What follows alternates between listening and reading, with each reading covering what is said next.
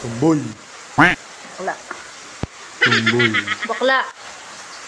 So, Marepa. Ito talaga, tumboy talaga to. Ba't ka naging tumboy, love? Wala ka na. Aminin mo nga sa kanila, ba't ka nagtumboy?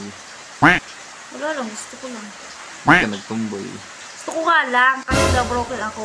Tapos ngayon babae ka na. Tapos nagpagupit ako ng panlalaki. Ba't ka nagpagupit? Ba't ka na in love sa akin? Hindi na yung mama. Ginayumay ko yung gumayuma sa akin. Tumboy. Bakla. So marami nagtatanong Marepa kung ano daw yung kwento namin ni Tumboy. Ba't kami naging kami.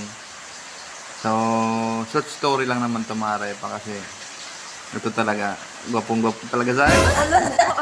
Ganto yan. Gwapong-gwapo kasi to sa akin Hindi. Marepa. Kasi nung nagkita kami nito, sabi sa akin,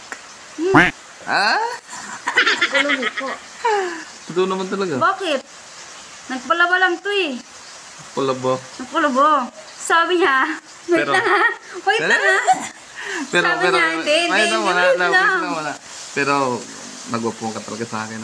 Hindi, sabi ko matandaan na to. Sabi niya pa, ano lang daw siya, 27. Tapos sabi ko, pati na ng driver's license. Putang, ina 30 na nga. Tapos sabi pa niya, nakalibot ka na sa buong Tagaytay. Ano nga, ilibot kita eh. Sinungaling. Tapos, Short story, Marepa. Si Tumboy talaga. Gwapong-gwapo talaga sa akin. Tanong mo, no? Hindi po. hindi po yung totoo. Ba't ka na-in-love sa akin? Tapos ngayon, ito kasi Marepa, may nagtatanong sa amin kung paano daw kami naging kami ni Tumboy. Tapos nagkaanak kami. So, hindi naman yung kwento namin buhay na to. Maikli lang eh, kasi nag-ano lang kami nito. Nag-gano lang daw. Pinakita ko kasi sa Marepa ng abs.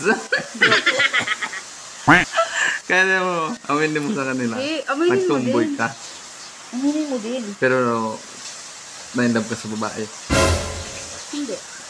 O di, hindi ka tumboy. Hindi ka tumboy. So, Marepa nagluluto ako. Pero Marepa noon talaga. Gupong-gupo talaga sa akin yan.